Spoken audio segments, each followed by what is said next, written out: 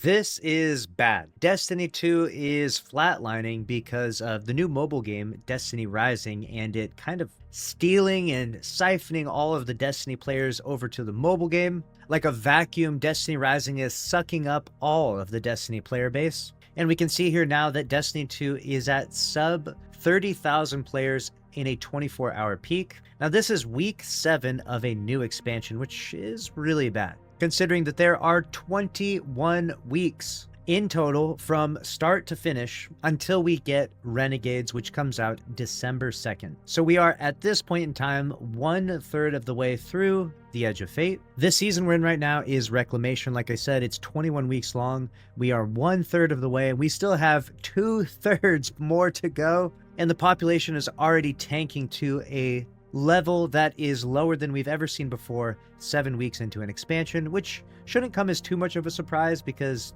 Edge of Fate did obviously drop with the absolute lowest population we've ever seen from a new annual expansion. But we were kind of hoping that Bungie was maybe cooking something up, and instead of everything being front loaded, maybe there would be a lot of little small things happening week by week.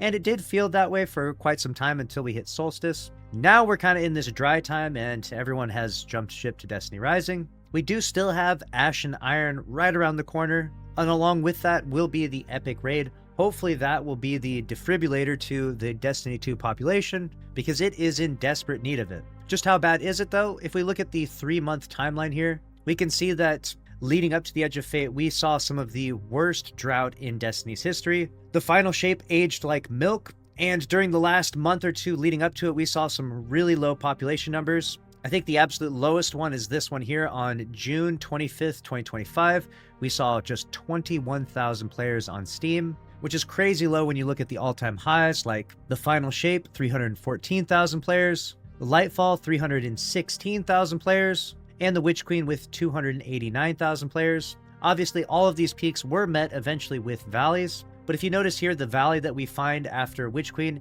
88,000, the valley that we find ourselves after Lightfall, 142,000, and the valley that we find ourselves after the final shape goes from 314,000 down to 41,000. That was the worst drop-off we have ever seen until now. That 41,000 fizzled out lower and lower and lower till eventually we got here to 21,000 players. Will Edge of Fate bring us new lows than we have ever seen before from the Destiny 2 franchise? Will we see a sub 20,000 players in Destiny 2 on Steam? The trends are looking like that will be the case, because right now over the last 24-hour peak we had less than 30,000. On August 28th, just a couple days ago, we had 24,000. It's looking bad for Destiny 2, and it's looking very good for Destiny Rising. Imagine the insane plot twist. Even saying this sounds ridiculous, but imagine Destiny Rising is the Destiny 2 killer. Now I know a lot of you out there watching this might think, well, Destiny Rising's really not doing it for me. I'm not the biggest fan of this franchise, and I can understand. But a lot of the core systems that Destiny Rising does well, or the systems that they added to the game that people have wanted for a long time,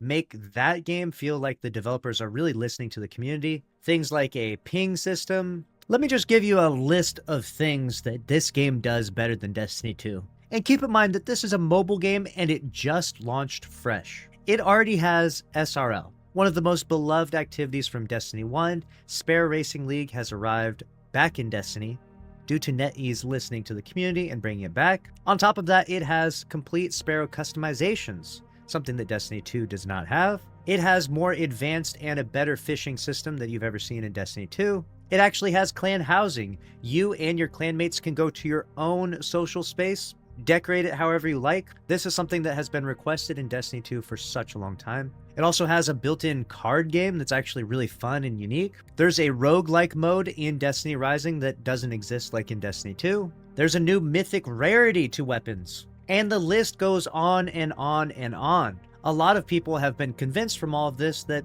what NetEase is capable of doing with this IP is very indicative of Destiny 2 being mismanaged for a very long period of time. If NetEase can step in and create such a high-level mobile game, then why are we even talking about letting Bungie continue to develop Destiny 2? We just had a recent switch up where CEO Pete Parsons was fired, if I'm being honest, but let's say he quit, and in his place is Justin Truman running Bungie now. But I think the shakeup that we as Destiny 2 players really want is we want the complete Sony takeover. If I'm being completely honest, I kind of want NetEase to develop Destiny 2. Take out the gacha elements, of course. They're ridiculously predatory. But those aside, the core features that Destiny Rising offers are things that Destiny 2 players have been asking for forever now. And you would think that a PC game that also goes on consoles would have a significant advantage over a mobile game, considering that you have just a much bigger file size and significantly more advanced tools for development, but that's just simply not the case. NetEase is, by a lot of people's estimations, outclassing Destiny 2 with their Destiny Rising game, but let me know how you feel about it down in the comment section below. We're going to keep a close eye on the growth and development of Destiny 2 alongside Destiny Rising as well, so make sure you're subscribed to the channel with notifications on, and we'll see you in the next one. Thanks for watching. Later.